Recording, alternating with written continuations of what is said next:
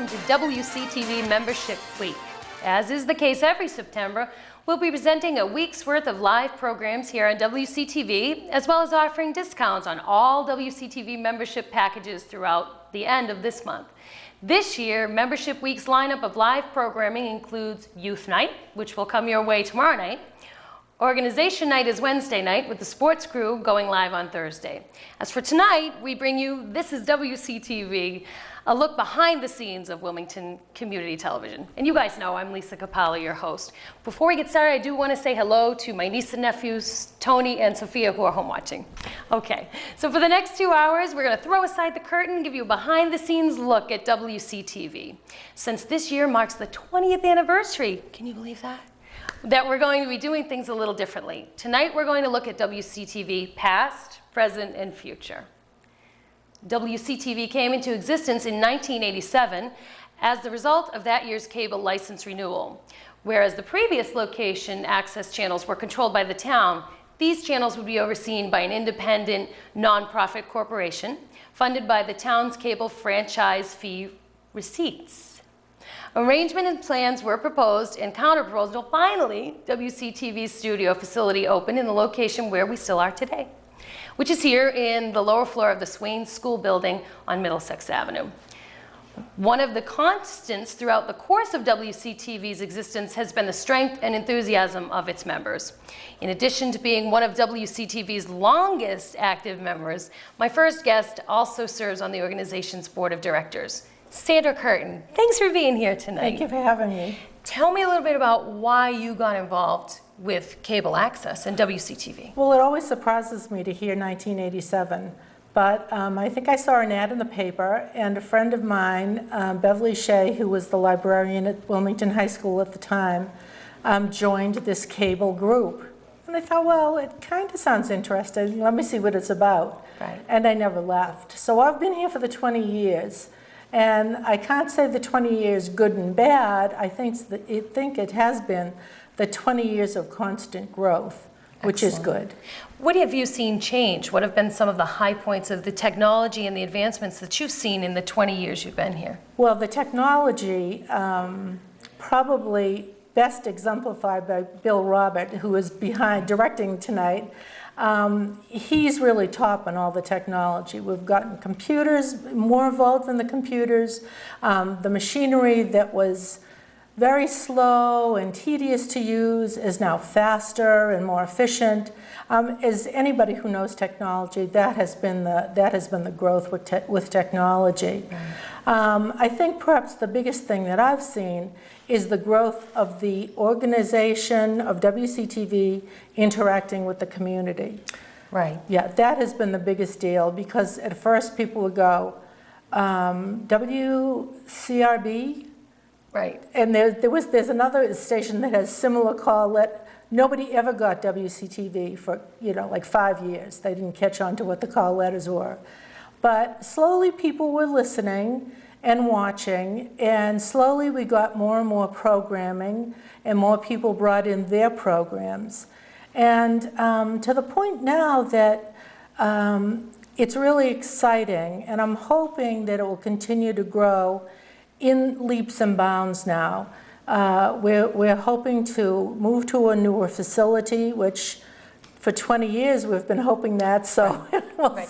We were making the best with what we have. We're doing some beautiful work with what we have. We're not ungrateful for what we have, but it's time to move on. Absolutely, absolutely. And it's time to get away from the flooding, which is the biggest issue, and the bugs, I guess. Right. But the best deal is that we don't seem to have to go searching for programming as much as people will call and say, the prom is this and such date, the race is this date, is somebody, who can we have to cover the football game, and the 275th parade is on, what's going to happen with that? So people are seeing it more as a resource available. They definitely are. The thing that needs to change a little bit more is for people to say, I would like to film that program, right, or I would like to produce that program for you. Well, as you're bringing that up, let me ask you, what would you say to someone who is watching this evening, or maybe has been watching for a long time, thinking, gee, I might want to try that. Or maybe they need to educate themselves technologically wise without having to go to college. What would you really say to someone watching that is thinking about making that leap? Well, I'd say a couple of things. The first thing I would say is you don't have to do it all. Most things have a crew. There are quite a few people here working tonight that are all in different capacities of complications. Some are very simply behind the cameras, which is one of the most fun things to do. And other people are directing and doing music and background, etc. So there's different levels of ability that you need. You're trained for everything. You want a camera? Here's a camera. Go film something and bring it back and we'll put it on for you. You want to know how to edit that program? A little bit more complicated. We'll take you through the courses. So there's all grades of education here, and there's all levels of abilities and jobs to be done. It seems to me, too, that everyone's willing to share whatever they know. If I know something, I'm going to share it with you. I bring something out from the community into you, you share it with me. I think that's really what it's all about. There's a lot of shop talk going on, you know. Now, I did this, and what do you think? And, well, you know, you might have tried some lighting on that, you know, and it's very sharing. It's very, very cooperative. Excellent. Yeah. Thank you so much for being with us you're tonight welcome. and for being with WCTV for 20 years. Thank you. And for those of you out there looking to become part of WCTV, I'd like to remind you that during membership month, individual memberships are $10. That's $5 off the usual membership fee. For those looking to get involved, WCTV, as Sandra was explaining, offers many training classes, and our facility is continually striving to keep up with the rapid changes in television technology. When we did this show last year, we gave you a virtual guided tour of WCTV's facility. This year, we're going to change it up a little bit and show you around with a pack of Cub Scouts who recently visited us. So sit back, get ready for the Scout's Eye tour of the studios of WCTV, and we'll be right back.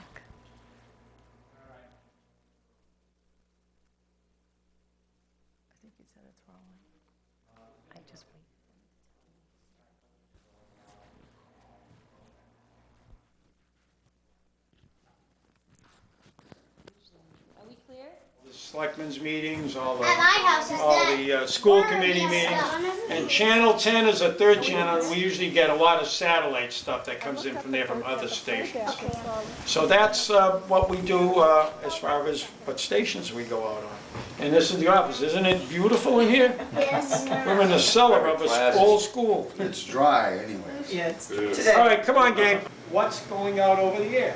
So remember I said we had channel 9? You see right there, the little 9? Yeah. And there's 10, and there's 22, and that means a preview monitor. That's just to check what things look like. And now we have a whole row of things we can do. This little green thing you see here on channel 9 means the cable bulletin board. Now if you look up at channel 9, you should be looking at the bulletin board. You ever go home and on WCTV, you see bulletin boards, and there it is right behind you. That's the bulletin. And it's just a thing that tells people what's going on all week long.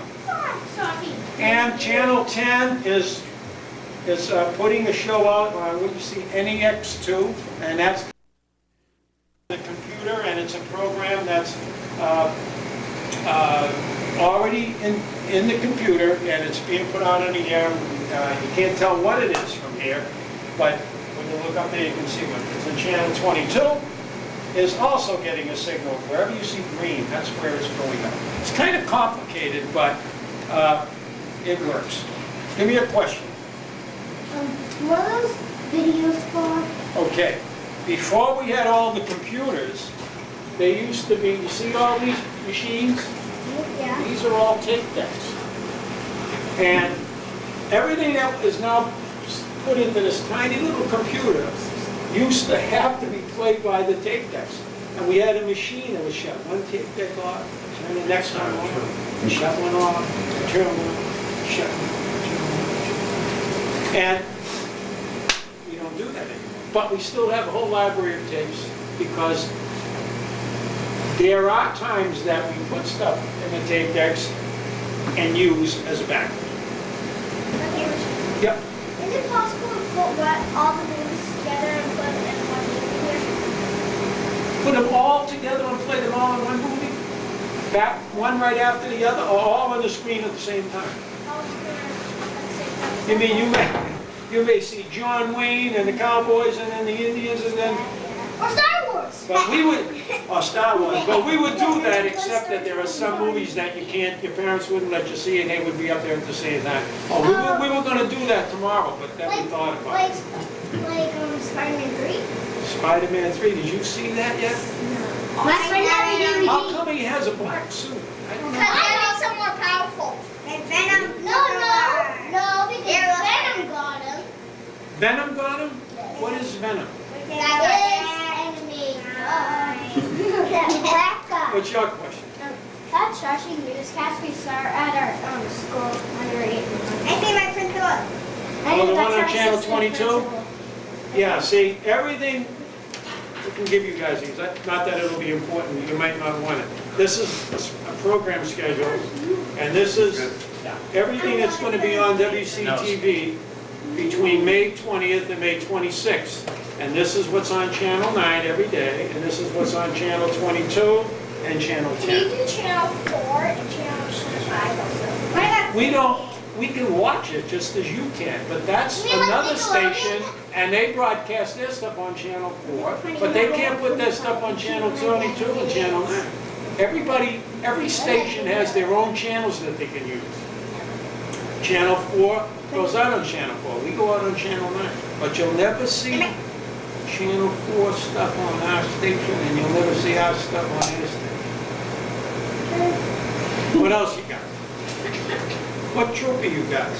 136. You can see us right there. Where are we getting And where do you meet? We meet right at this like church down there. The congregation? Villanova Hall or something. Yeah, Villanova. Oh, Villanova Hall. Oh, St. Thomas. Yeah. Oh, that's great. I think I All right, any questions in here? This is really kind of Oh, I confusing. actually have one more question. I kind of figured you would. I have one on this computer. Whose kid is that? That is a, you see this? This is like, you know what an MP3 player is? Yeah, my brother has iTunes. This is our own MP3 player. Oh, that's like See sweet. how that looks placed up? iTunes. And we can pick all the music we want. Beatles. And when you watch the both of them, you know how boring it is? You hear all that music playing? Well, that's where it comes from. Wow. Boring. Boring, right? Boring. But you gotta have it because it's very important information to certain How can people. you become a member of Watch TV? WCTV. Watch TV? That's WCTV. Watch, I never heard of it that way. Watch TV. Watch TV every go. day. And this is the computer that puts information into the, Join Watch TV. Okay, let's move on. These are the Apple computers. That's one over there, and this is one over It's here. called a Macintosh. All right, now, have you guys heard of the Good Guy Show? Yeah. No. We have a new good guy this year. Now, what we do is, Is it Seinfeld? someone goes out to the good guy party and shoots all the tapes, and they bring them in here to me and put them on the table, and I've got to decide what we're going to use and what we're going to not use. So I've started to put it together. I know it's boring, but if you look at it for a minute, you see this right here? This is what we call the storyline. Now, this computer is being, if you just a little time, and you'll get a little idea how we edit. This computer is made up of 4 parts. The electricity, the screen. This is, see this little thing I'm moving around? Yeah. When we play the tapes, all the video that we take from the tapes goes into that. When we watch the tapes, it goes into this little screen. Video 3. And then when we make our story, this is just like a cartoon in a newspaper. You start from the left and you work to the right. Now watch me scrub this story. And it'll tell a story. See it? It's going along.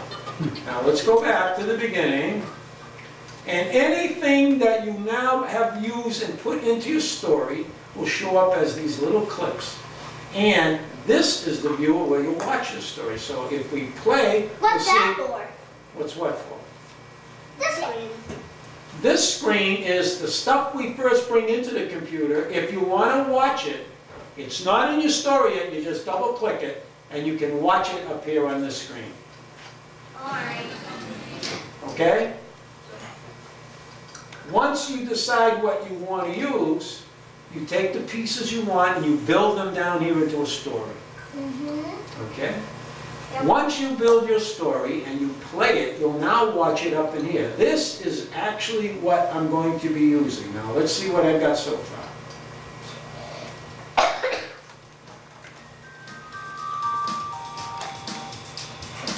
One thing to good guy. To good Let's guy see show. what The good guy show. That was watch some action.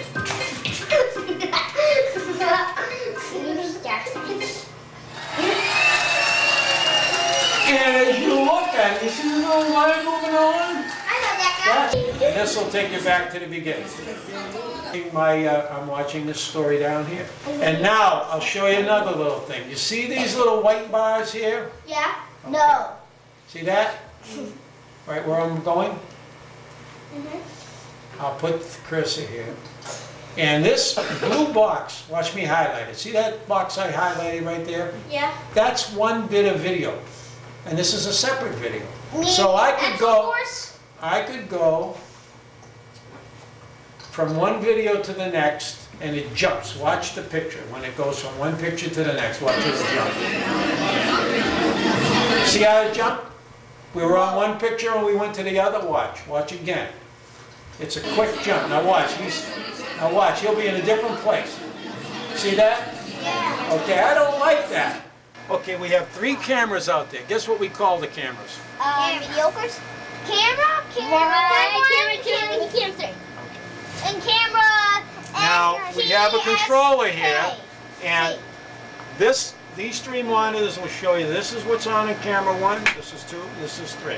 It looks like the same shot, but it's 3 different angles. That is what's being broadcast out.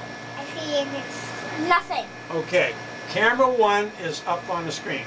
Now, Fit in the chair. I have camera 1, look where my fingers are. Camera 1, see where it says cam 1, cam 2, and cam 3. The rest of this is other stuff. We have a wall camera, we have the mini DV player up there. See that little tiny thing? We can put tapes in there, and if it's playing, we can switch to that. We also have a VHS deck, which is right here, and if it's playing, we can switch to that. So we have 5 places to switch.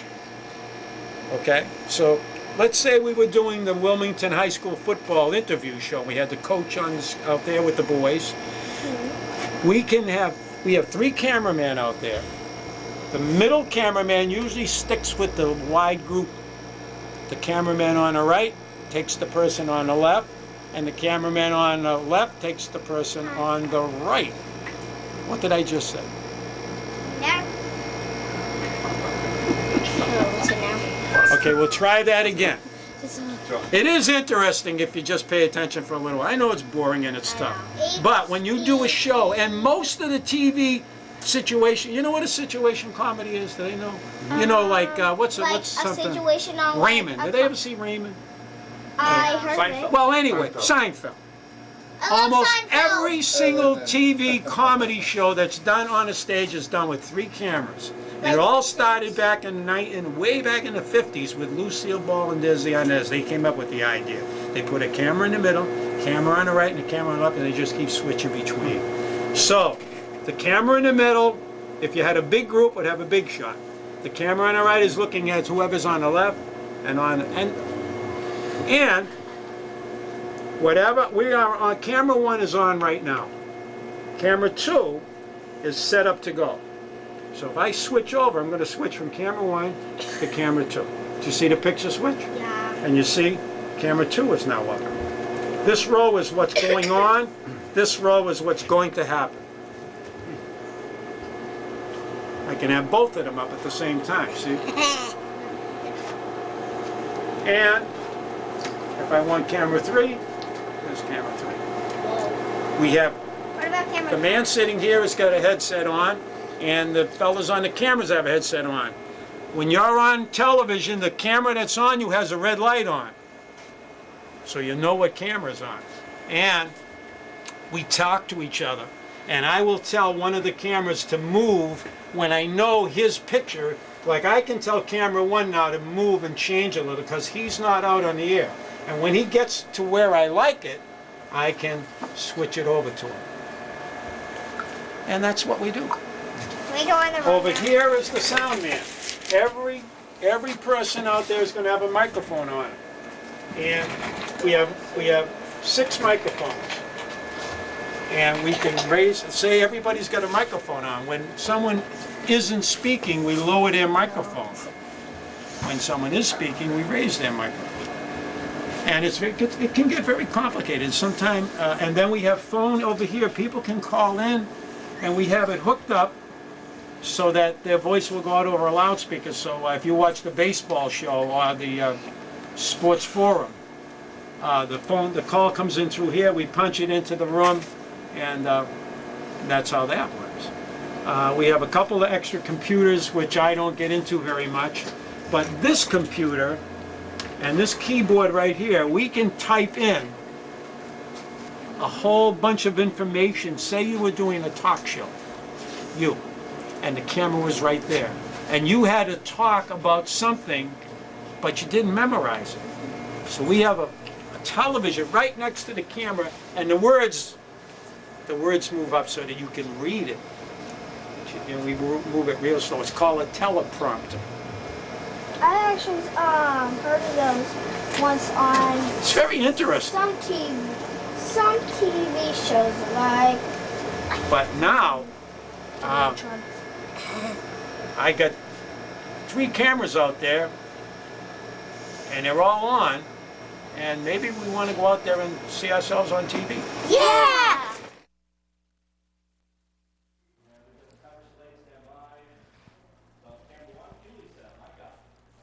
We'll continue our Scouts Eye tour with our friend Tom Fazera and get into the studio in the next hour of our program. But right now, let's continue our behind-the-scenes look at WCTV. In addition to giving tours to Scout troops and Brownie dens, WCTV also serves the youth of Wilmington by getting them involved in the entire television process. So Alex DiNatale is WCTV's new youth outreach coordinator, having joined us just this past June.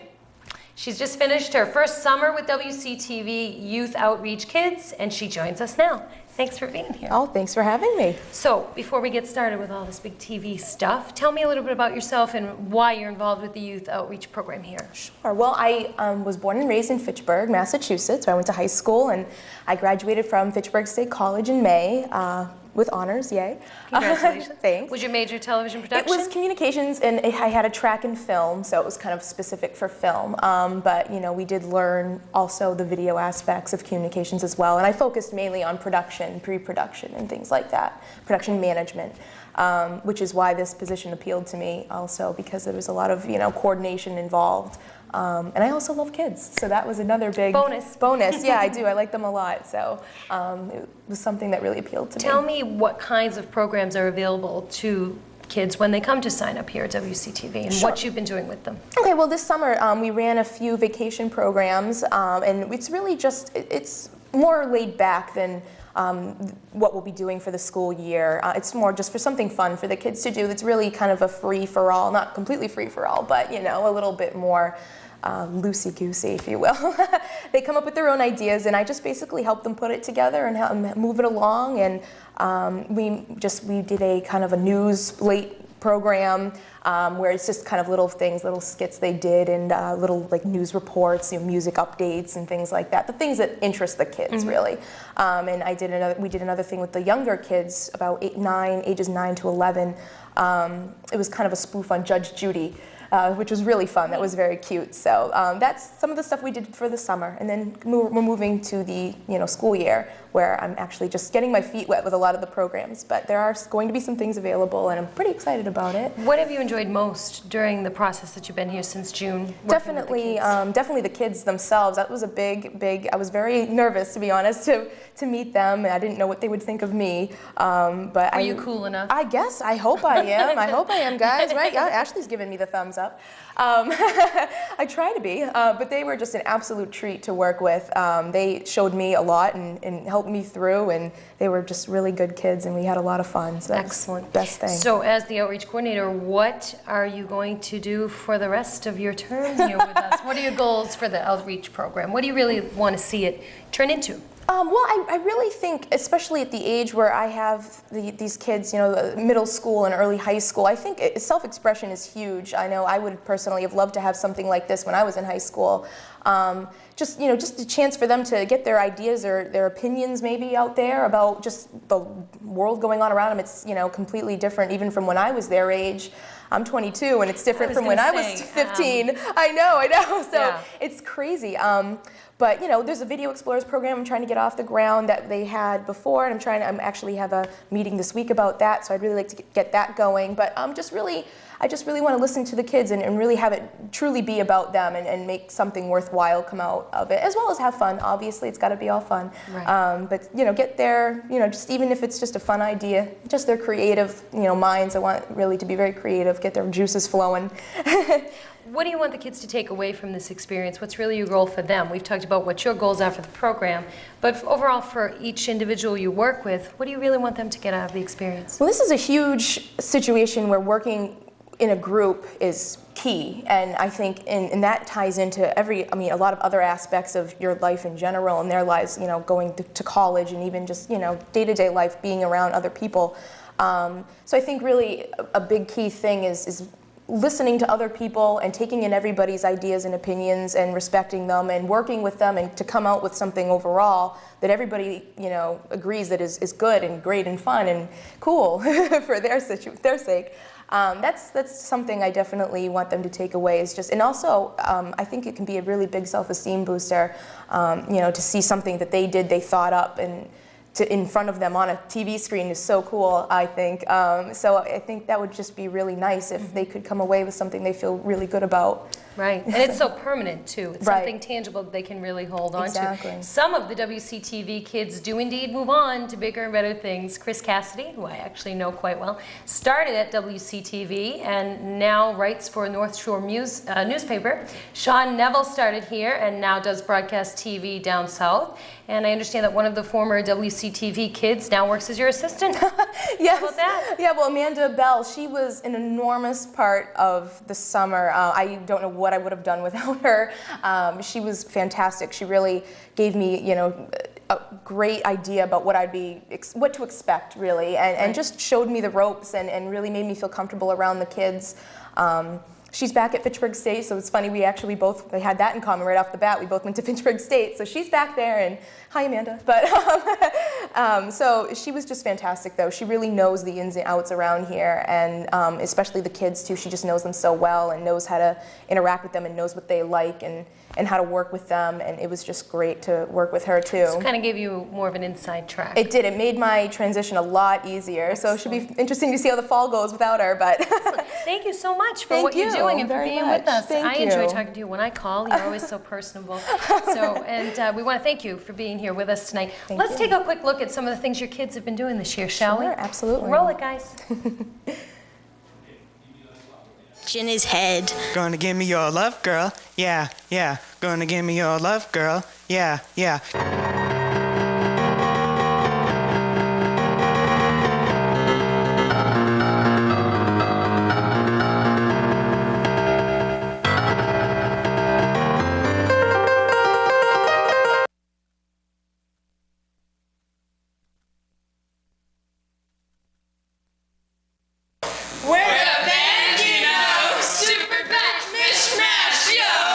Some of us play instruments, some of us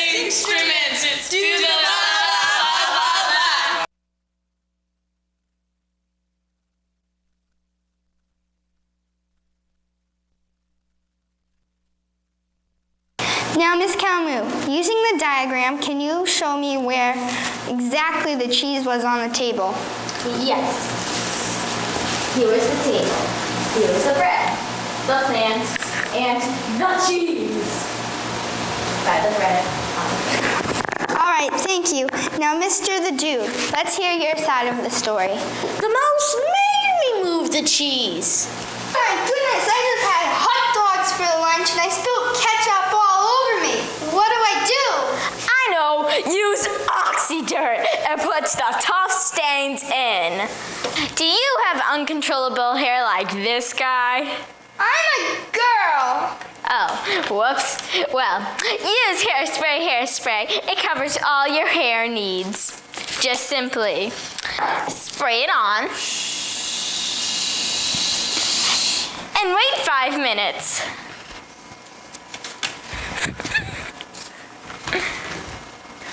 Oh my gosh, it's beautiful. Thank you. Thank you, hairspray.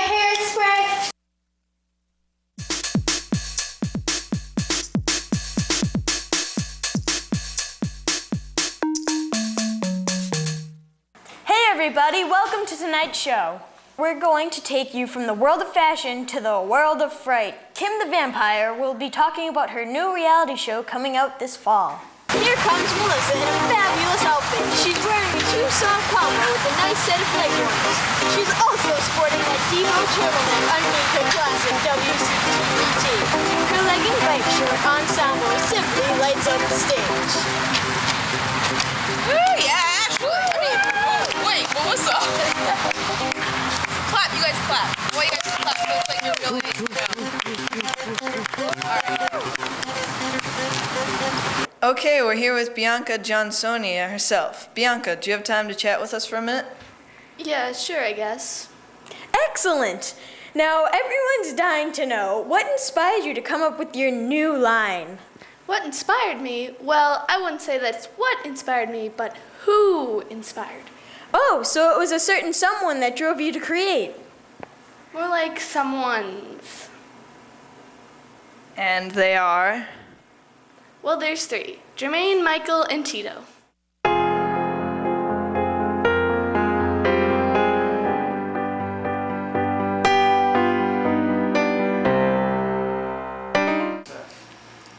Drugs are for thugs.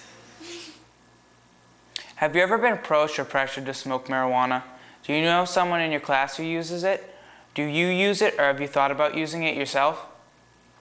If the answer to any of these questions is yes, please stay tuned. In the next few minutes, you'll be hearing some valuable information about marijuana drug use and its physical, emotional, and social effects. Some of the information you may already know, some of it you may not, and some of it might shock you, but will give you a better understanding of the harm that this all-too-common drug can do to your body and your life. Before we get started, let's get clear exactly what marijuana is. According to WhiteHouseDrugPolicy.gov, According to WhiteHouseDrugPolicy.gov, marijuana is a green, brown, or gray mixture of dried, shredded leaves, stems, seeds, and flowers of the hemp plant, also known as the cannabis plant. The main active chemical in marijuana, THC, is found in the cannabis. Marijuana is usually smoked as a cigarette and can also be mixed into foods or used to brew a tea. Young people, especially teens, should be aware of some of the simple facts about marijuana. Here are a few short statistics about teens and marijuana. Marijuana is the most frequently used illegal drug in the U.S. Over 83 million Americans over the age of 12 have tried marijuana at least once. 3, 2, 1. 10% of students nationwide have tried marijuana before the age of 13. 3, 2, 1. 60% of teens said that drugs were sold, used, or kept at their school. 3, 2, 1. Even in your teens, your brain is still developing. Using marijuana at this vulnerable age can lead to problems with memory and verbal skills. Smoking marijuana can also increase the risk of mental health problems, including depression and schizophrenia, anxiety, and paranoia. THC, the main active chemical in marijuana, weakens the immune system's ability to fight off infectious diseases and cancer. 2, 1. If used on a regular basis, marijuana causes sensory distortions, loss of short-term memory, and delayed reactions. For example, driving a car would become difficult and dangerous. Also, a person can experience difficulty in completing thought processes and sometimes lose balance. As an individual uses progressively higher doses, he or she may experience hallucinations, delusions, anxiousness, panic attacks, and paranoia. 2, 1. Marijuana contains more than 400 chemicals, including most of the harmful substances found in tobacco smoke. Smoking one marijuana cigarette deposits about 4 times more tar into the lungs than a filtered tobacco cigarette. Continuing to smoke marijuana can also lead to the abnormal functioning of lung tissue. Someone who smokes marijuana regularly may have many of the same respiratory problems that tobacco smokers have. These people may have a daily cough and phlegm, symptoms of chronic bronchitis, and more frequent chest colds. Although there are many harmful things marijuana can do to your body, there are also serious legal consequences if a person is caught under the influence of the drug or carrying a supply. Here are just a couple of the negative effects marijuana can have on your personal and social life. A conviction for possession of marijuana or any other drug offense in Massachusetts carries a 6-month probation period and also a possible 1-year loss of your driver's license. For any possession charge, even if it's just for as little as 1 joint, you can have your license suspended or even taken away for good. If you are caught with marijuana, you could receive a large fine and/or go to jail. If you are caught more than once, if you're going to sell the drug, the punishment is harsher. In some states, you can be arrested for just being somewhere you know drug activity is taking place. Marijuana laws vary from state to state. However, keep in mind that carrying marijuana is illegal in all 50 states, and that laws in some foreign countries are even stricter than they are here. Thanks for watching. I hope you've learned something here today. If you have any questions or concerns about marijuana or any other drug, remember to talk to a parent, guardian, doctor, teacher, or anyone else you trust. It's always cool to do what you feel is right. Sticking up for what you believe in never goes out of style. Keep both your mind and your body healthy. Give hugs, not drugs.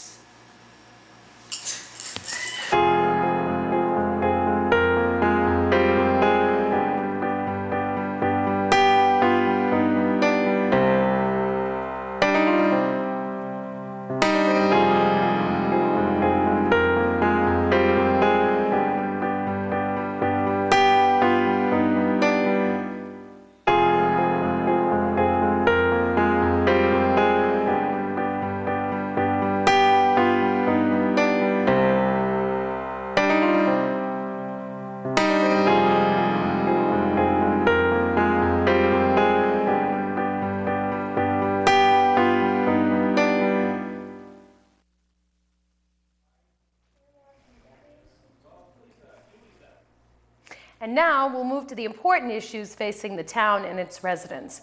One of the main services offered by WCTV to its viewers is the coverage of meetings of local bodies such as the Board of Selectmen and School Committee.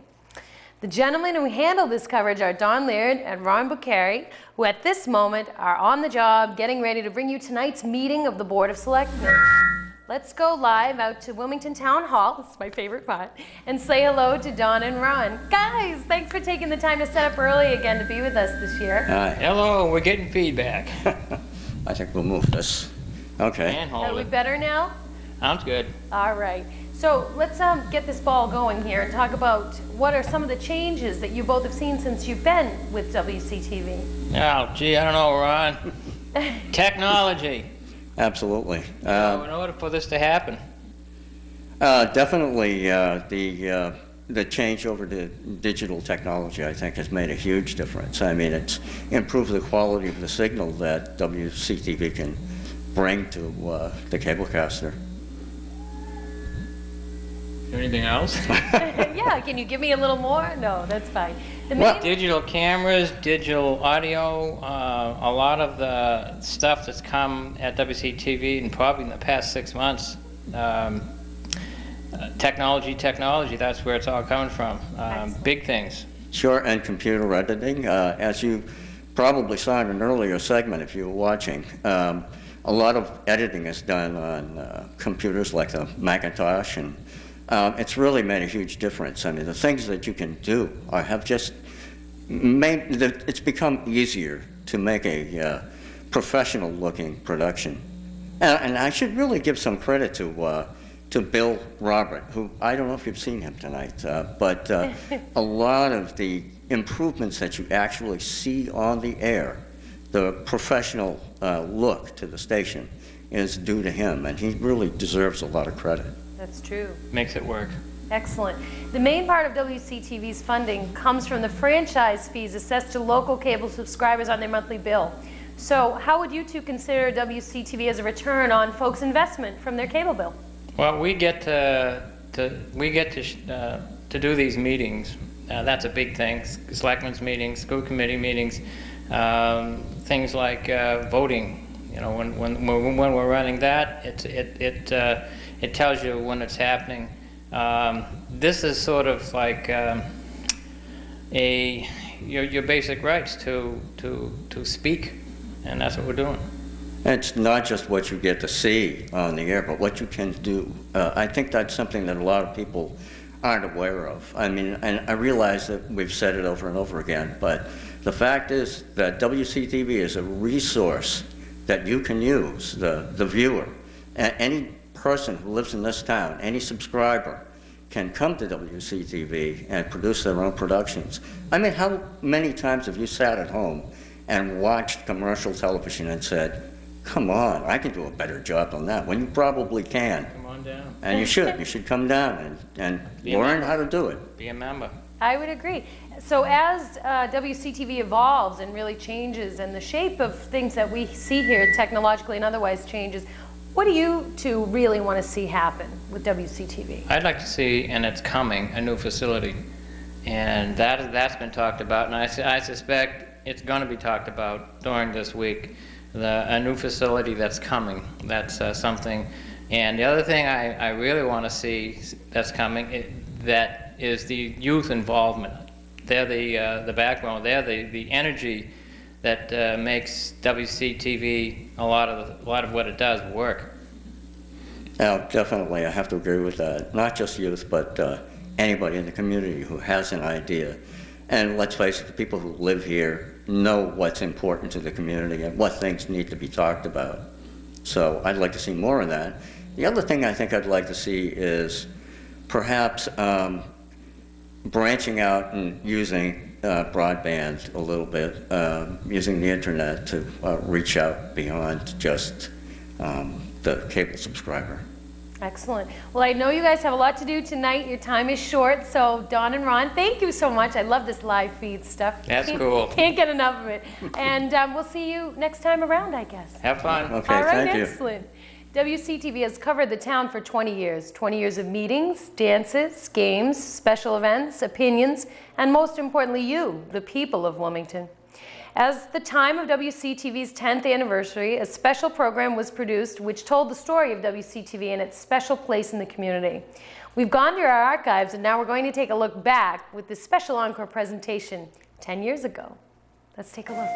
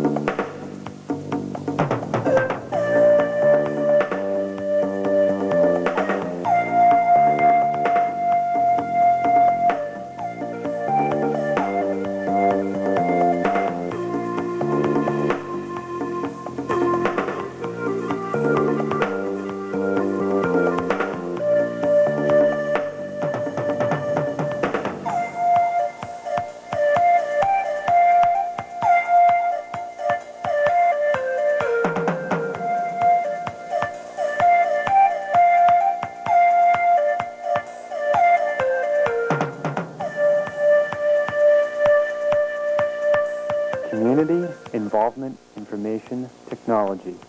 This is Wilmington Community Television, committed to the freedom of speech and the right of every citizen to access the media.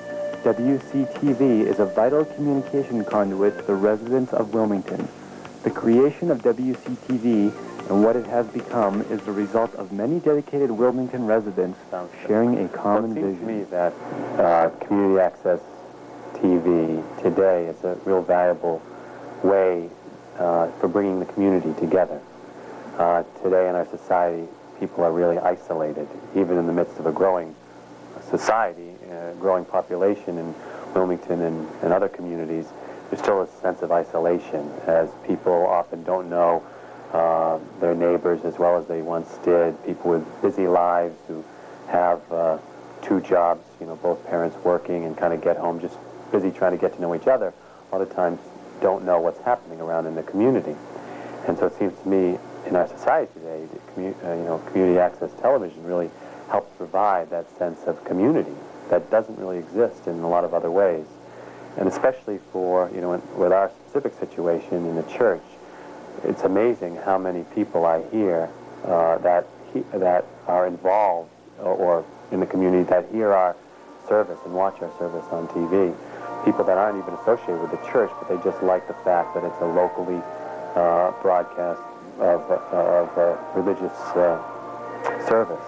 There's plenty of other things you can get from all over the country, but there's not many other services that are local. And so they have a connection to the community. There's a number of shut-ins, a number of people who don't get out very often or might be away on a Sunday, so miss either our church services that they might be a part of, or else just miss their church service in this community, whatever denomination might be, and come home and are able to see it on TV and feel connected in a way, know what's happening. They hear the people who are raising up in concern or prayers for, and kind of feel connected to the people sitting in the pews and connected to the community in general.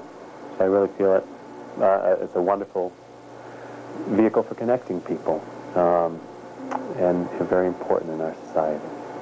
Local access has presented a number of opportunities for people. First of all, it's given residents an opportunity to get a better sense of what local government is doing, being able to see what is happening at Board of Selectmen's meetings, school committee meetings, and other town meetings, and so on. It's given residents an opportunity to do their own programming, whether it is a hobby or otherwise, to create their own programming for broadcast. It's given kids an opportunity, students an opportunity, both as a recreational resource to find out about how you program and how you set up shows, and also as an educational opportunity. I'm sure there are students that have gone on from here and perhaps taken courses in college in broadcasting. So those opportunities have just been tremendous, and I think at this point WCTV has become an institution in town. WCTV was created in 1987 as part of Wilmington's license renewal with Greater Boston Cable Corporation. Soon after the system was purchased by Continental Cablevision, WCTV's volunteer board of directors spent the next 2 years developing policies, hiring staff, and building the access center. I really don't think the selectmen really knew what they were getting into. And I think now that they found out, they think it's the greatest thing since sliced bread. Well, I thought that some really clever people were involved on that board, excluding myself, but they really knew the law, knew what was offered to the town, and had the sense to make the most of it. So initially we put on 1 station, but immediately jumped to 3 stations because Charlie Gilbert had the insight to say if we don't use these, the Continental or somebody else will use it for other purposes. So that was one major change, that it immediately went from 1 few meetings, then it went to 3 channels. And everybody knew that it was worthwhile to do that.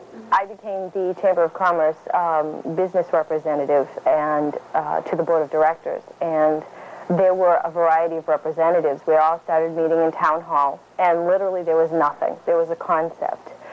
There was a group of people who had an idea and a goal, but we sat down that first night and said, well, what is this going to be? You know, what's your idea and where is it going to come from?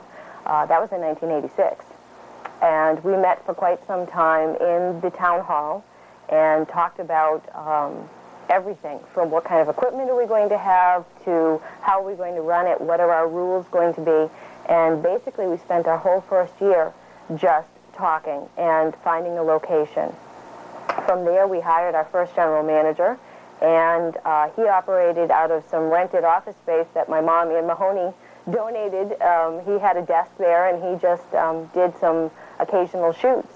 But it was an adventure, I'll have to say that, because we were educating the community about what WCTV could be, and we were also trying to formulate ourselves at the same time. I have to say that when I came in here today, I was really proud of us in the town of Wilmington, and I felt we had spent our 5% very well, because we've gone from being a kind of hit or miss starting out operation to a very professional operation.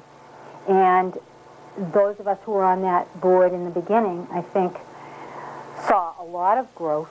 And I didn't leave the board until we finally set up ways that people would leave the board after a number of years of service. And you could run again within a year if you wished.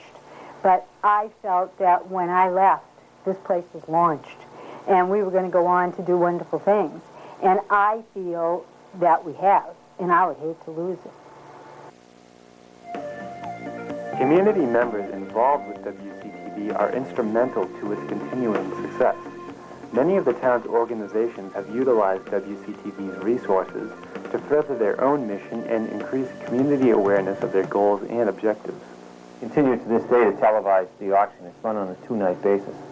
The first night, the auction is held right here in the studio and is televised live throughout Wilmington. The second night, the auction is televised at the Knights of Columbus and broadcast on tape. But the first night, when we do it live from the studio, it's given us a tremendous amount of publicity and a tremendous amount of exposure. And quite frankly, over the past 7 years, it's changed the face of the auction. It's made it a completely different event for us, and it's allowed us to publicize what the Wilmington Rotary Club does throughout the town. It's been a lot of fun for us too. I think that this is one of the best opportunities for the senior center to put its best foot forward and explain themselves and what they have to offer to the eligible seniors who have not yet come up to the senior center and become a part of it. They literally don't know what they're missing. And every few days we do have someone new, and some of them admit that they became interested because they saw the scenes on television and they thought to themselves, well, they aren't just sitting around and playing poker or playing cards with each other or tic-tac-toe or something like that. They look like ordinary people having a good time doing what ordinary people do. And that's what it is. We actually use WCTV a great deal for publicizing the whole recycling effort. A number of different programs that have come about since then. The curbside recycling, publicizing that, publicizing the leaf and yard waste pickup, also publicizing the backyard composting program. So it really, I think, is a tremendous asset for the town as an alternative to simply putting information in the newspaper. WCTV's coverage of governmental meetings and political debates has become essential in educating and informing more of the public about the decisions that affect the town of Wilmington. In terms of the life of WCTV, I became town manager. So I became town manager in June of 1990. And at that time, WCTV was really beginning to do more, and of course they were televising meetings of the Board of Selectmen and other public agencies. And I think what it has done, and it's probably a trite and overused expression, but it's brought government much closer to the people. And one of the things that I find that it does is it eliminates a middleman, so to speak. And I make no ill comments on the news media, but certainly you're getting somebody else's point of view when they're reporting on an activity that happens at a selectmen's meeting, for example. Now people don't have to wait to find out what happens. They find out immediately, and at the same time, they find out without any kind of bias. They're able to make up their own mind as to what was said. We first became aware of WCTV and the promise of it when we were doing candidates nights, and we wanted to get that information out to the broader community. And at this point, I don't really recall what year it was. We did the first candidates night on cable, but it was very well received by the community, and the candidates, of course, just loved it because they were able to get their message out in a way that was unbiased, that was fair, because the League is one organization that makes sure when we do candidates forums that everybody gets a fair opportunity. So that's been a wonderful thing. Well, certainly one of the first areas that the town hall became involved in WCTV was through coverage of the selectmen's meetings. And I think that really changed the whole dynamic of selectmen's meetings once they became televised. Probably largely for the better, because people now are able to sit home and tune into the selectmen's meeting and have a greater sense as to what is happening, as opposed to having to go down to town hall. Education has become an integral aspect of WCTV. Video production classes are being taught throughout the school system, including the high school and the middle school. It is at the high school where these classes have been incorporated as part of the regular curriculum. I've always looked at WCTV from kind of the educational viewpoint, because that's how I really got involved. I was working in the schools at the time and always thought, this is wonderful. I mean, you can put all these kids on TV. You can say, look at the wonderful projects the teachers are doing. I thought it was just a wonderful resource. I've definitely learned a lot from, 5 years here at the station, because it's a lot, my goal is actually, my career goal would be to work in broadcasting at a Boston news station. So, stuff that I've learned here is going to give me a, tremendous advantage over, my freshman year in college. I'll probably know a lot more than somebody who's just starting out. I mean, when I came in here, at first, I had no idea how to run a camera, and I've been learning ever since. I mean, now I know how to work basically everything here, and I can help pretty much anyone out with anything. The classes from the high school are certainly using the facility the way that I always hoped that they would. And that didn't happen overnight. We had to find teachers who were willing to do it. We had to solve the problem of the scheduling, because they have to walk over here and walk back.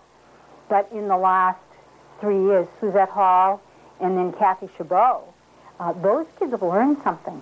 And we have some kids who are going on to a career in video.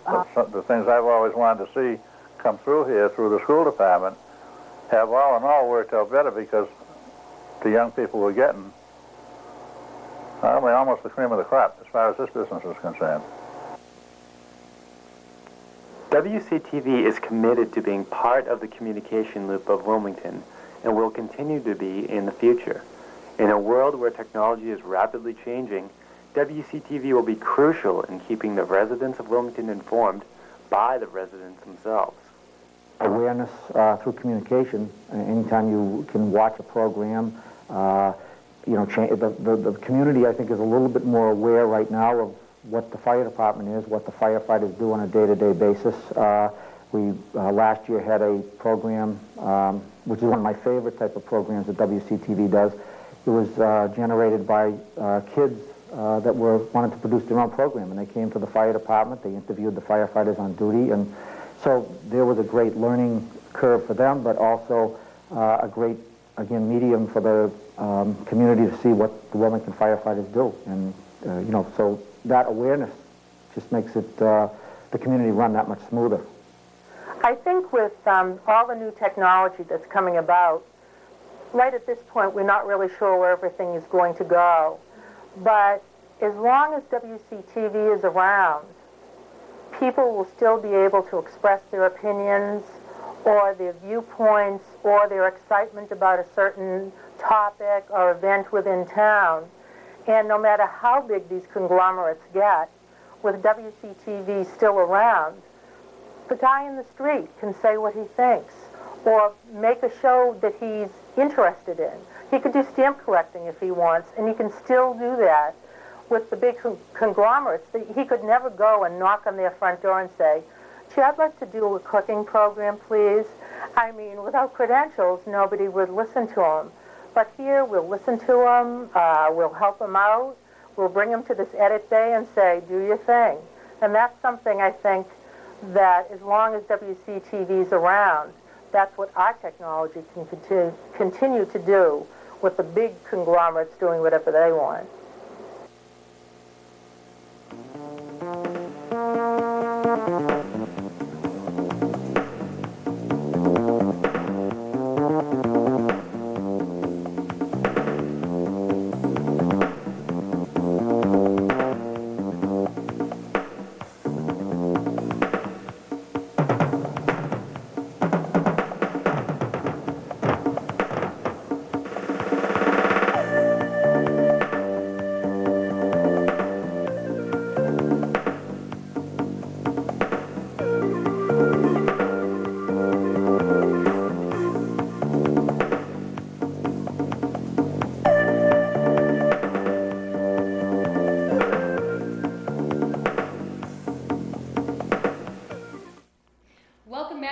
WCTV. We're now in the second hour of our special look behind the scenes at Wilmington Community Television. Behind the scenes this year, we'll find two of the other newer faces here at WCTV. These two folks are in the business of reaching out to the town and its people. So with me now are Mike Morrissey, Community Outreach Manager, and we've got Veronica Gordon. She's the Media and Training Manager. Thank you both for being here. Thank you. Hi, Lisa. So let's start with you, Mike. Tell me a little bit about how you got here to WCTV and what you do. Well, I've got kind of a storied past, to put it in one vernacular. I've come out of a little bit different area. I've been working with a lot of the TV stations in Boston behind the scenes. I've been out as a news photographer for most of the stations going back into the mid-'80s, covering just about every story. If you've watched channels 4, 7, 56 New England Cable News, you might have watched about 100 hours of my work on average for just about anybody in Wilmington, not ever knowing any of it, probably all in 10 and 15-second parts. And then I used to do sports programming for things that are now Fox Sports Network, but they were other networks at the time. And I'm using a lot of that now to help out all kinds of groups and foundations that want to come into WCTV and learn how to make programs and get their message across and make sure that they get their information out to the public. This is one of the best resources probably in the state, and I can tell you after working in broadcast television that this probably is one of the absolute best cable access stations anywhere in New England, and I've been also to quite a few. Yep. You've been to those places. I've been to a lot. I've actually been to a lot of them, and I've been to them while at network TV stations and coming in and knowing who's really good and who's doing a good job for the people. Excellent. Well, we're lucky to have you. Yeah. Veronica, how did you come upon the doors of WCTV, so Well, to speak? first of all, it's nice to be on this side of the camera with you. Sometimes I'm on the other side. But this actually is a return to a first love for me. I started dancing and singing when I was 4 years old and started doing television programs with community opticians when I was 12. So I have just always had this love for the cameras, love for television studios, and it's just so much fun now to be back in a position where I have the option of doing both things on camera and things off camera so that I can use some of the skills and things that I've learned along the way. I've done quite a bit of work with Rex Traylor. I've taught with him at Emerson College. So I can use a lot of those skills to help people to understand what it means to do performance. and the different aspects of that. So people, I think, in the community just don't understand what an incredible jewel WCTV is. And I think I would really love to see people spend more time here to understand what we have to offer, because it's considerable, and there's so much that they can learn that would pertain to their careers. So in my role here, working with organizations and with the high school, it's really to develop the scope of what we have that they can take advantage of. And so my job is to bring people on. Okay, and what about what you do? Well, my job is, we're fairly similar. We kind of split the duties. Veronica, I'm probably the one that's supposed to go out and actually talk to the people and bring them in. Veronica's sort of taken that role on a little bit, but that's okay, because, I mean, sometimes she may be a little stronger in some areas, and my job is to, when they come in, to help with them a little bit more technically, and to take their message, take their advocacy, and say, you know, channel it through the television medium. You've got this little screen that's, you know, a 4x3 sized screen, and you have to take your message and kind of compress it into it. And it's a bit of a challenge, but once you understand that medium, it actually becomes very easy to take exactly what you want to get on the air with a little bit of help, with just some people in the background. And again, Veronica's right, we have a talent pool here that's untouchable. And what's funny is I think people in Wilmington, if they started coming in and realizing that, you know, I can learn to do this, I can get, you know, I have a good example is the food pantry. We did a great drive for them this winter, and brought in a lot of food for the winter food pantry. So and something like that, they could learn to come in, get their message across, and make sure that more people know about it and help them with that. I can actually give you a good example. We did a class, not really a program, but a class a couple weeks ago, and some of the folks from the community came in, and Mike did the recording, and I was showing folks how to, what some of the better ways of performing the different kinds of material would be. Right. So together, you know, on the playback, we both made recommendations. A lot of his recommendations were more from the technical side. You know, don't smack your lips. Yes. You know, different kinds of things that were really more techy. Right. And mine were more intuitive in terms of how to get the message across. Is it more feeling? Are you more intellectual? What's the way to soften the message? How to be more appealing on camera? So it was really a great team effort. Right. It's marriage of two great unions. You really need both of those elements, the technical and the intuitive, if you will, to put them together.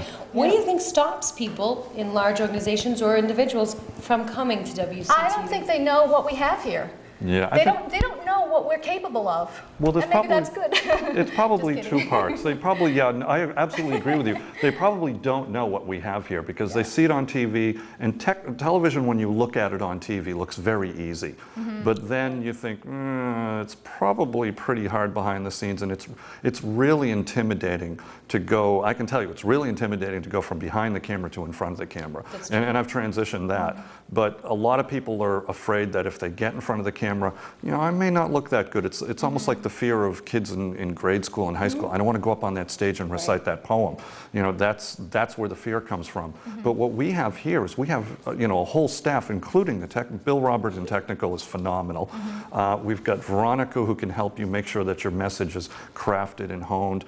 Add that and, you know, somebody that can teach you a little camera angle here, a little bit of lighting there, and we're going to make sure that you look like somebody that's ready to go on a network. Because my job for years was, I've got people who now are on networks and I've worked with them. My job was to make them look good, and they didn't like when I didn't make them look good. So that's probably a number one job. True. Let me give you a good example of what we have to offer that a speech person or consultant would not have to offer. This little red light here. Most people, most CEOs, when they go on camera, when they see that little red light go on, they panic, they freeze, because they don't know what to do with the black box. They don't know there's friends out there behind the screen, and they can't make that connection because they don't have a live audience in front of them. Most speakers they feed off of the response they get back from the audience. There is no audience, except for these guys here. But generally speaking, there's no audience. So they need to know what to do. They need to know how to comport themselves when that red light goes on, because boom, you're on. And if they don't have somebody who can help them to get over the hump of that, they get stuck and they get frozen. No speech consultant is going to help them with that. That's something we have to offer, because because we have the skills to do that. And that's the kind of thing that I think people need to come here for. Yeah, it takes a little bit of practice, yes. It does. But if you have somebody telling you that, okay, if you relax and you look at the person that's interviewing you, or you look at the camera and think of one of those washing machines with the wash spinning around inside of it, and it or kind your friends. yeah, or whatever, something that makes you smile and takes the relaxation into you, and then that works. And I've literally seen people come in here. In 5 minutes, they were as good as somebody I've worked with that was in the business for 20 years. That fast. And that's a great feeling for you and for them as well. Absolutely. Now, I know there's things that you do outside of WCTV campaigns that are close to your heart as far as outreach. Can you talk a little about that? Well, one of the things my wife and I have been working for 7 years getting the Baby Safe Haven law passed, enacted 3 years ago. It comes up 3 years now. It'll be in place. And we're working with a lot of the states in New England, actually all 6 of them, making sure that's promoted. And I happen to go around the country and get on things like the Nancy Grace Show, promoting all over the country. We just went to Hawaii this summer and made sure their laws passed. Literally, while I'm sitting here, there are people in Nebraska going on TV and radio that we helped put together to make sure they get theirs done. And it's a rewarding thing. Great. Well, thank you both, Mike and Veronica, Thank for you. being with us. Thanks for what you do here at WCTV. Come on. Last hour, Tom Pizzera took us on a tour of WCTV along with a group of young scouts. So let's look at that and see a little bit more of that tour.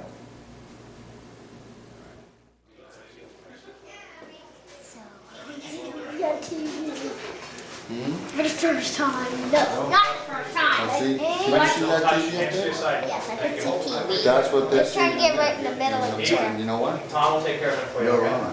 See when the camera's on? You can only tilt these down so far. Okay, boys. All of you come over here so I can explain to everybody on one camera what you have to do. It's awesome. You see the white lines up there? Yeah. That's, no, right in the camera. You see the white lines in here? Yeah. What that means, that's your television. That's where you want everything centered, okay? Oh, see the plus sign right in the middle? Yeah. That's what he's Now, talking you can move it up and down, but you're just really going to be looking through the monitor. You see this right here? Look where my finger is. See what I'm doing? So, when your camera, this is camera number 3. When your camera's not on the air, number 1 is on the air now. See the red light?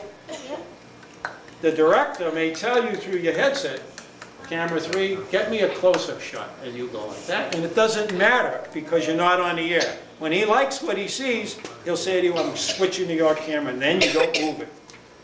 I have a question. Sure. Which way is very close? Which way is backing up?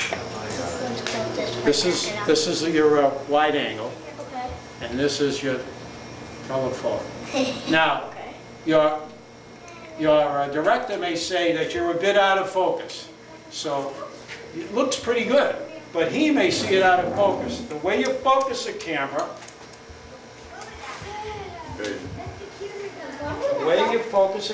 is you zoom in all the way. Now look at the microphone. It's out of focus. So you bring it in. This thing I'm turning with my hand, you bring it in focus. Now the picture is actually in focus, and you zoom right back up, and you're in focus. So if the man tells you to focus, you zoom in fast, because he's telling you when you're not on, you bring it up, and you pull it right back. Okay? Now, I think I can get these microphones working. Let's try, okay, if you can. Yeah. Let's see what's... Then you may want to hold this.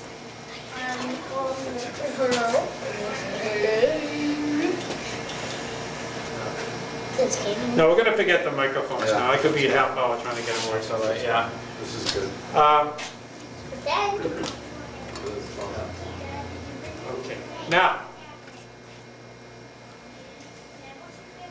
when you take a camera, normally we lock these wheels down once where we want to be. When you go like this, all like this, that's called panning. That's a pan. But the guy says, you do me a slow left pan, that's what you do. Zoom is what I say, in and out. And dolly, if he says, I want you to dolly right or left, you move the whole camera. And the reason he's telling you that is someone's face may be turned a little, and he wants you to reposition your camera so to say dolly left, and he'll tell you to do that when he's not on, or dolly right. And that's it. There isn't much more than that. Okay? All right, get on cameras. I'm cameraman 1 here. Cameraman 3. Okay. You seeing that? Can you hear me, boys? We can hear you. Okay. I see ya. Now, here's the thing that gets everything. What's this? Don't touch that button. Everything looks nice and simple Bring it forward like that. until you get up here and the bright lights hit you. And that's when most people Don't go too far. they get over it in a while. It's the Yeah, bright you have to light. move it You do around. the same thing Back in it a up. normal light. There you It go. doesn't Keep seem to going. bother you. And see where the But you plus stick the is? bright You want that light. right in his nose. All right, now, dads, you saw what I did with the tape bar. The bottom row, I think, says preview, doesn't it? Yep. And the top row says program. Don't bang, don't. Left to right is 1, 2, 3. Whatever preview is should be red. And if you swing the bar, that's the camera that will switch over to program. So give it a shot. And play with it. Try another one, go back. And then pretend you're on the pretend you're on the headsets and holler at the cameraman if his shot stinks. They may tell you camera 3, you're too low. What are you seeing in there? Now what you got to pay attention to, boys, when you look at that white square. Camera one's on, so once the light's on, you don't touch it at all. When you're on camera. That means your camera's working. See now, the light's Yeah, now on. he may tell you to zoom Camera in. 2. Okay, camera 1, zoom in. That's great, Dad. Speed dash, boys. There You you guys go. know what's going on. All right, there you go, that's good. Now they're gonna maybe put you back on. Okay, right there. How do you know when you're on? Because what? Practice a Red light, little that's zooming right. and tanning. There you go. All right, Good job. Can we have one of the boys from inside come out here? Too close. Who wants to be on camera? Here you go. How about 2 of you up here? Here we go. What's your name? Go ahead, Cal, might as well all 3 of us, go ahead. Ryan, what's your last name? Go back. Ryan. Ryan's on the air. Ryan. Ryan, oh Ryan. I thought your last name. I Okay, got you Ryan, have on a screen, seat. Ryan. Ryan? You are? I got you on screen, Ryan. What are you? Frank? Frank, a real name. Frank, Ryan, come on, what's your name? Calvin. Calvin. Calvin? Come on over here. Now, okay, now, I want you to move that way a little bit, and I want you to move that way a little bit. Now, camera number 2. Can we have camera number 2 on, please, from the control room? Camera number 2. Can you, you've got all 3 of those guys in the picture? Yes, I do. I even got you in. Have you got these 2 guys? Yep. All right, move to the left and right more, fellas. Move to the right. Move to the left. You still got them? All right, I want you to wide angle your camera out a bit so you get both of these guys in. Take camera 2 off the air if he's going to wide angle. Okay. I'm on the air. Okay, what I want you to do is dolly back. Now you need your assistant to take the cable. No, that's camera 2. I want the dolly back. Dolly back. By itself, why? Just pull it back. No, don't switch any. Dolly back. That's to pull your whole thing back. Now can you get them? So what I'm telling you is if someone ever told you to get a shot that was too wide for you, you'd have to say to him, I'm going to have to dolly back to get it. You get the idea of what we're talking about? It's right there, you're on. Okay. So you can't touch it. Ladies and gentlemen, I Switch. want to present the boys. Pull in a little here. Okay. Pull in. Get in closer, Cal. Move over to Ryan. Move over to Ryan more. All right. Let's present Okay, you can't do anything because you're on camera. newest sports talk show, direct from WCTV. switches. And our sports Then you director zoom this in. evening is the You gotta wait famous, till they the switch. one and only Ryan. Ryan, take it away. Anna. Now, what you gotta do, Ryan, is you relax, and you gotta introduce your friends, and ask questions of your dad, anything. You're on TV, I'm out of here. Bye, And your fathers can direct the show from now on. Nope, Everybody you're on knows camera. what to do. You're so on your nobody camera, can stay wrong. right there. Don't touch this camera. Leave it right there. Do the sports Hey, show. you can't move until the light goes off. Light goes off, then you can zoom in.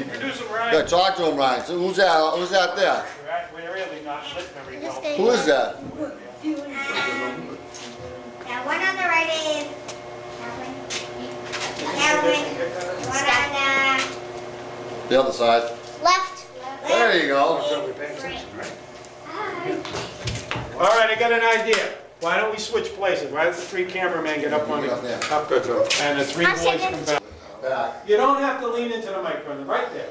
Pack 136. Don't look at the microphone, you're not talking to it, you're talking to us. You're looking at whatever camera has the red light. Now what I want you to do is constantly look at the camera with the red light as you're talking. Good talk. Good morning, people. This is the beautiful day of Fox. Hello. Sing a song, boys. Sing a song. Take it around. Now you're back. Where's the red light over here? Can I be the joke person? Okay. Da da da. Hey yeah yeah yeah. What did? Sing a song. Zoom in. Your light. Look at that red light. Hate it. That means you gotta stop zooming. You're looking at the wrong light. Oh, we did joke person in the background. I'm off screen. As soon as they're off screen, as soon as your light goes out, you zoom in. I'm the joke person. Alright? I'm there looking at you. Well, you know, you can do a talent show if you want. Sing a song, do magic. Anybody? Hey, wait a minute. Do you guys have a troop song or something that you sing? Do you go to? You guys go? Do you guys go to St. Thomas Church? Yes. All of you? Do you sing at church ever? No. Have you made your communion yet? No. Only second grade. What grade are you guys in? First. Eating. Do you play soccer? Yes. Do any of you know Jack Boyle? Yes. Yes. Jack Boyle, you know him? Yeah. He was on his team. That's my Jack grandfather. Boyle. I'm his grandfather. I know. Huh? We had him here last week. You know what we don't have? We don't have somebody different. So we gotta wrap it up, guys, alright? Very quick. All right, everybody get over here. I just want to ask you a couple of questions. Oh, see if you guys learned something. Uh, Don't touch anything. What's the name of this station? What does that stand for? Watch TV. Yay! All right. Okay, guys. I'll see you all later. Did you enjoy it? Yeah. What do you guys say? Wasn't too boring. Thanks a lot. So you tell Jack. Thank you, Ryan. I'll never forget. It starts with an R. I know. Stop. You don't have to. John, This is the first time we had more parents than kids. All right. You guys ready to head In the old down? days, I'd give you all a hug, but you don't do that anymore. High five, go high five, make the high five. high five. Careful, easy, one. I saw you at the TV show. I'll tell Jack Boy tomorrow. All right. Hey, listen, let me ask you a question.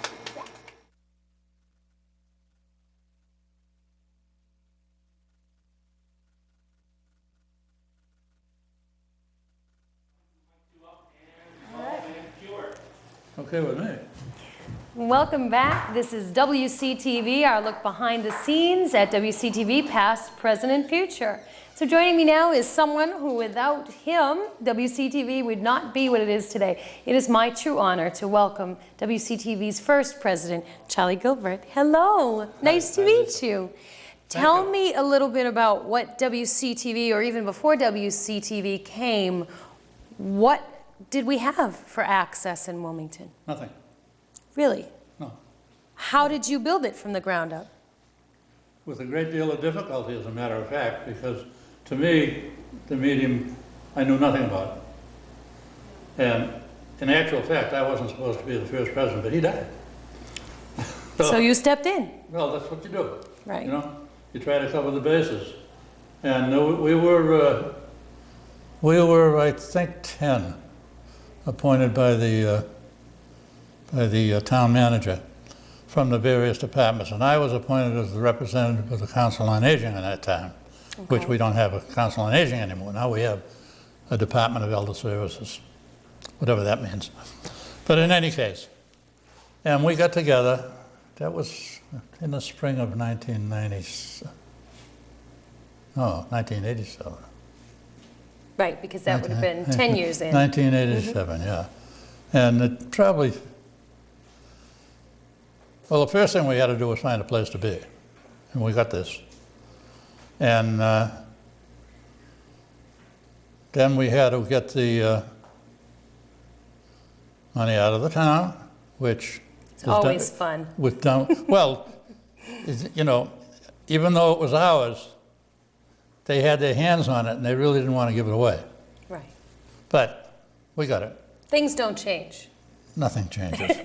Nothing changes. How has WCTV changed from Oh, what well, it was from, when from you what I can see here tonight, what we started with zero.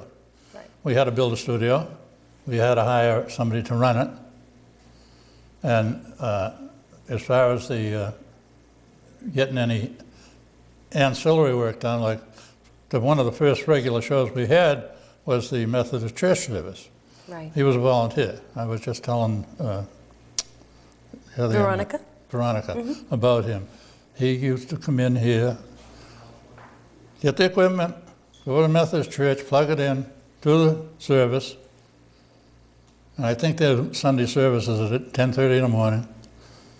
Come back here, edit it, have it on the air at 1 o'clock. Wow. Did it feel, I don't know how many years, 5 or 6 at least, up until he died.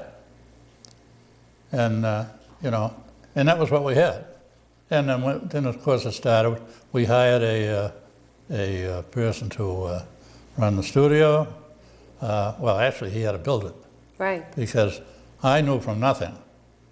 You know, I was a So then why did you feel cable access was important to have? You'd never done television before. Oh. Did you just have a vision one day that this would be good for your town? Well, yes, I did. And I still do. I still do.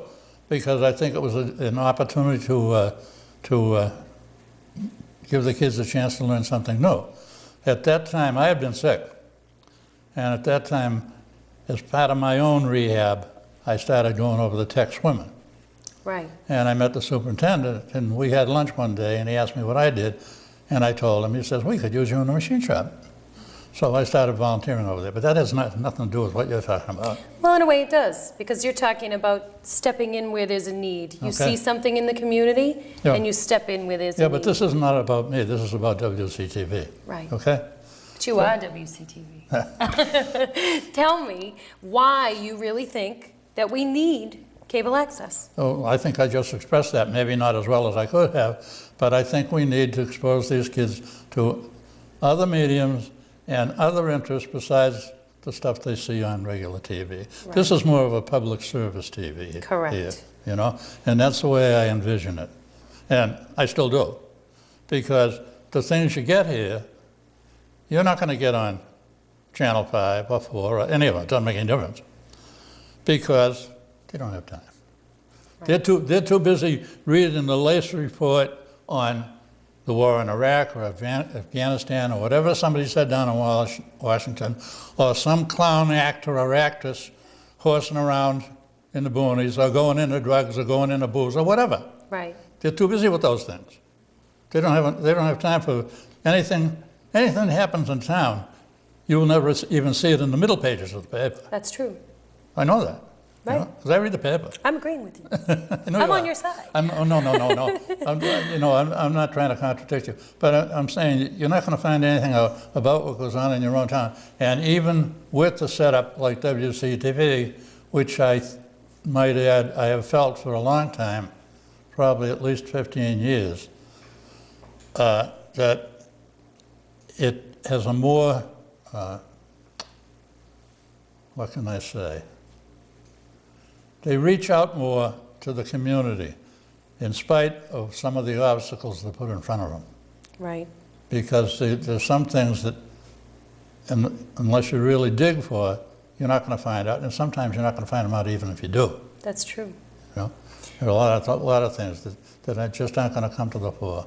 But the fact that, even the fact that, you know, they cover some of the other meetings besides the selectmen's meeting, which are not bad. They're not great, but they're not bad. But the school committee meetings, in my view, they've always left a little bit to be desired. Okay? Is that because of the school committee or because of what we're doing?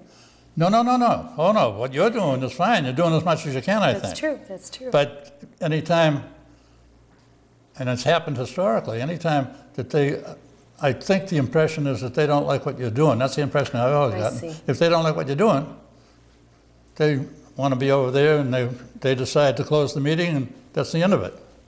And you know, you get half of the story, or sometimes not even. But with having cable access, folks can see that firsthand. Can see it happening, and it helps yeah. them with us all being so busy. People can't always make it, or they may be shut in or ill. Oh, yeah. At least there's an opportunity for everyone to see. I know people that, for instance, that watch the various church services, you know, and I'm still fairly active up at the senior center up on Hill. Mm-hmm. And the people who watch the church services, it's a regular thing.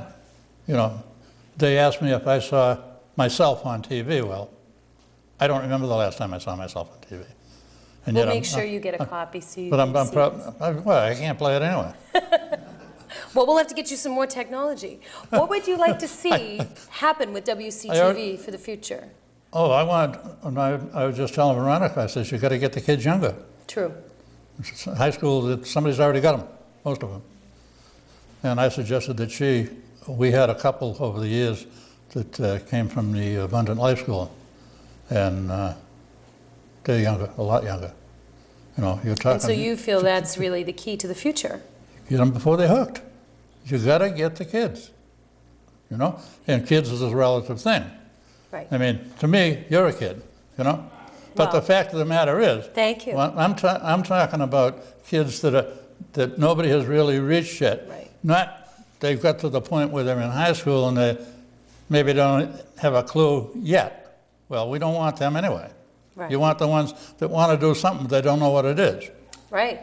Those are the ones you want to grab. Right. And give them a sense of community, and if WCTV is not for them, they may meet someone here that helps them to get into something else in the community. Exactly. So. Exactly. Thank you so much for making WCTV possible, really, and for being who you are. I really appreciate you being here. Thank you very much. All right. Nice to be here. Great. Stay right there. We're going to see some more from Looking Back at WCTV. We're going to call this 20 years in 20 minutes. So stay right there and we'll take a look back at how things used to be.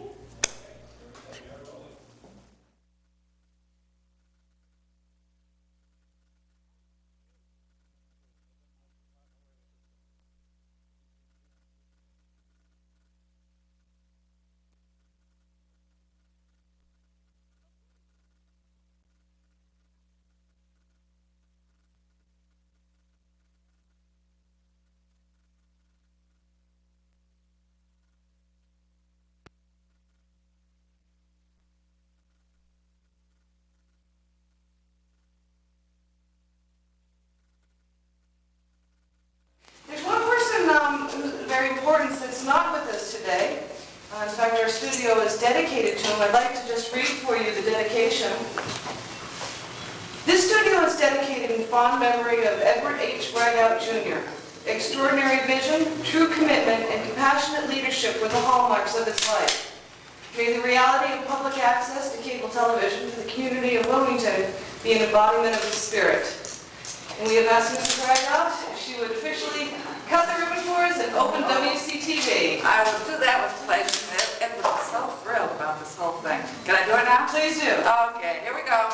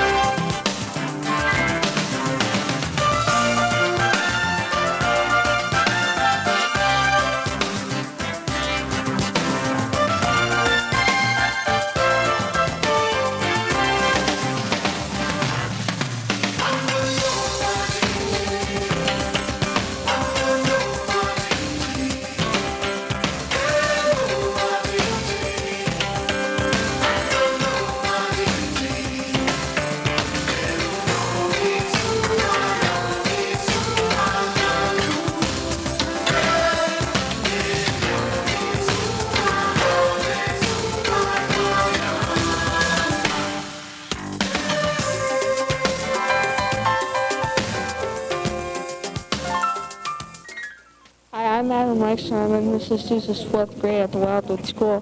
And this is my science fair project. It's on computers. This is a color graphics board.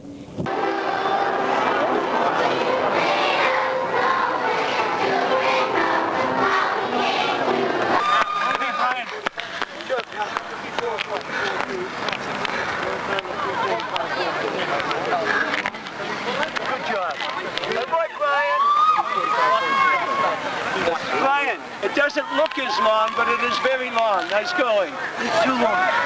Nice going, son. Hey, Lenny! It's time for the Sports Roundup. Hi, I'm Chris Cassidy, and this is the Sports Roundup, along with Mike Abadi and Matt Rowe. The Sports Roundup is a show that will give you scores and highlights of sports.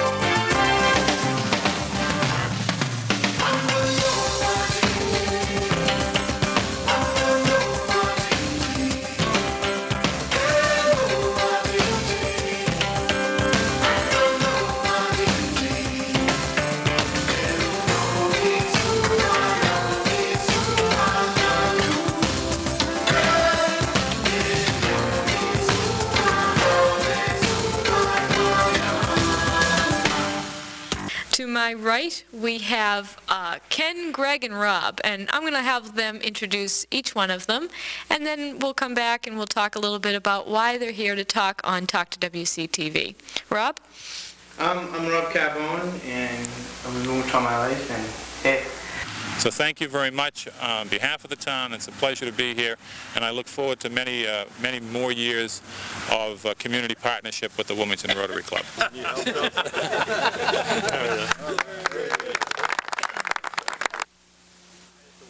In the town of Wilmington, and it's our way of calling him the man of the year. We call him the good guy. This is the 25th anniversary of the Good Guy Award. This is the 4th time it's been awarded jointly to 2 people. Once to husband and wife, and 3 other times to co-people, as it is tonight. But before we go much further, for the Hatchie family, I'd like to introduce you Bob DePalma. And for the DePalma family, I'd like to introduce you to Jim Hatchie. Chair the Wilmington Recycling Advisory Committee, and the group is made up largely of residents from the town that volunteer their time with basically the intent of making recommendations to the town manager and the Board of Selectmen regarding establishing a recycling program ultimately on a town-wide basis. Outside of that, I'm the assistant town manager and have a number of other responsibilities in that light. Reach it up 4. Reach it, Paul. Seconds seem like hours when you're waiting for help, when you're bleeding to death.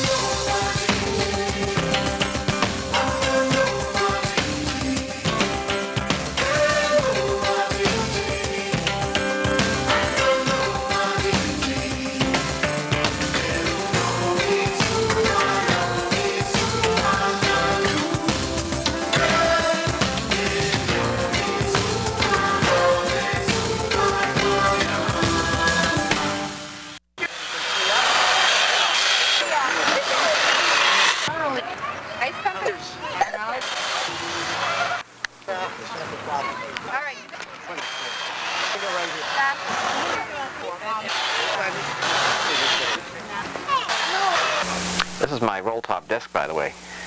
Oh, my name? Oh, hi, I'm Jeff Campos. Document in memory. If you want to leave a new document note for yourself or for the next person who's going to use the machine, you can now key in a document. Editing keypad will edit pronunciation, change words. This first song is run a broadside. Broadsides were the newspapers of the day, the singing newspapers. And Ladd's back to pass. It's intercepted. Intercepted by Timmy Gillis. Hi, I'm Jeff Campos. And I'm Don Laird. Welcome to our second edition to Cruising Night here at Wilmington. Jeff, what sort of cars are we going to see here? Well, Don, tonight we're going to see here some 50s classics, some 60s classics.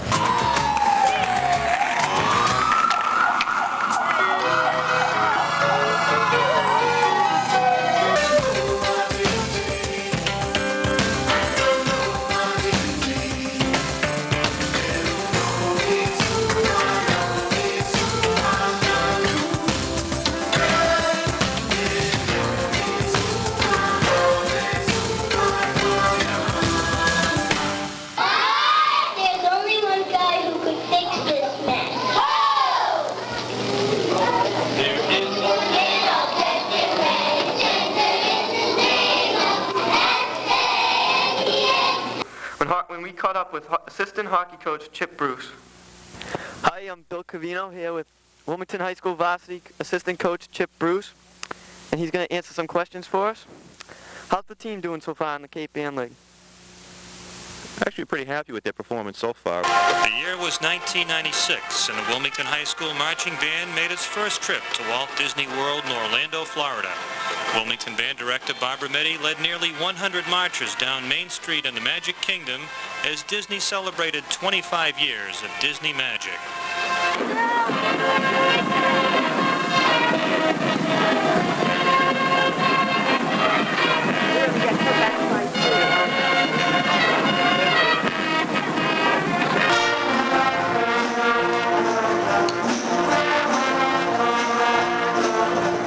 The repair work goes on all the time.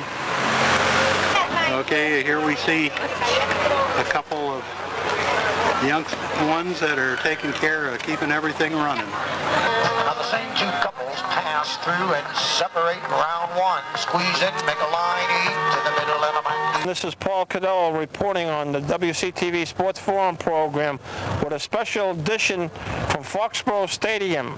And we're doing right this outside in the stadium. You can see the acoustics of the national. Testing the national anthem. But Gil is the dean of sportscasters in New England.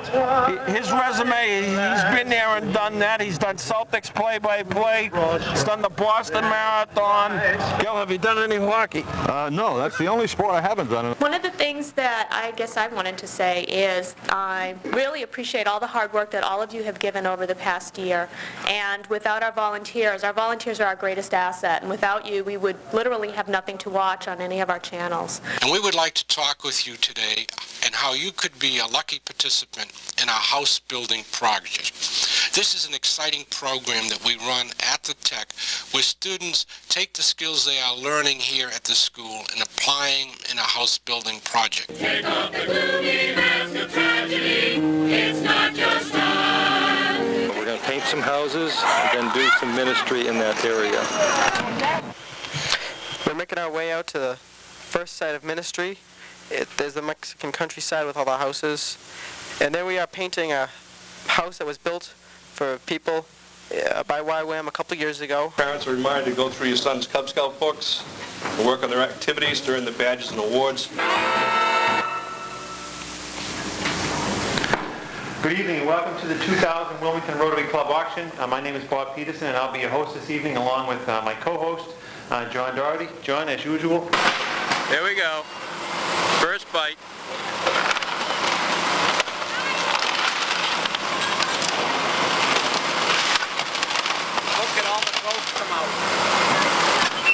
Well, the December 2000 brought the Wilmington High Band their second trip to Walt Disney World.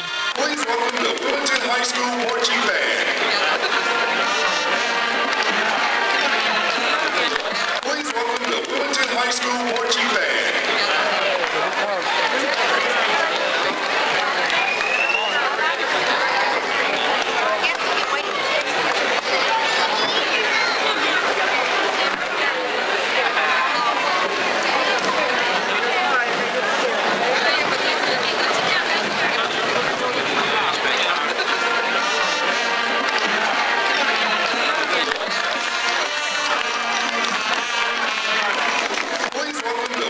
High School Marching Band.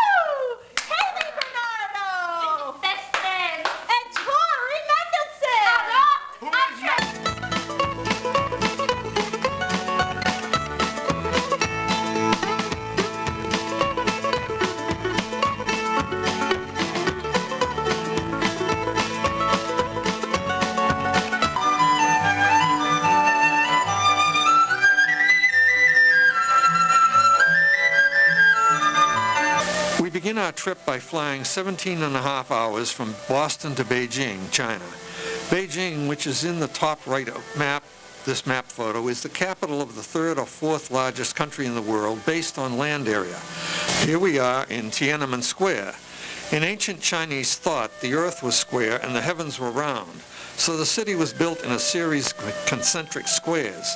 Tiananmen Square and the Forbidden City are examples of this concept.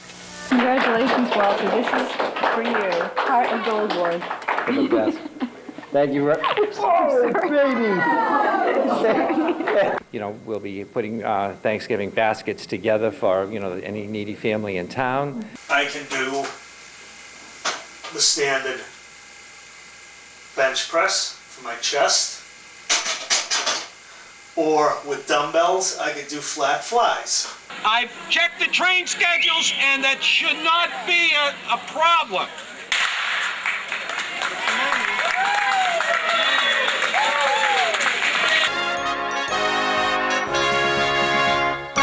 Glad to see you. You ready for this? Yes, but I don't. I'm a grand marshal, but I don't know any martial arts. How can I do that? Here we have coming one of our first float. This is Reading Cooperative Bank. People have been very, very generous to the committee. And the Wilmington High School Marching Wildcat Band. All right, Uncle Sam and the 4th of July committee. I figured if I'm on the committee, I could probably march with them. All right. My fans, I'm sorry, I can't talk now. My fans are out here. Approaching us now is our Minutemen unit. As you could have heard a little earlier, they've already made themselves known further down the line. Kids like that. He's still up there, isn't he? They missed him. Yeah, He's I know, still they missed Walter there. up top. He did duck, though, I noticed, yeah. Fire department from New York. This it says on the front. Yep. Getting a great ovation. Sure is.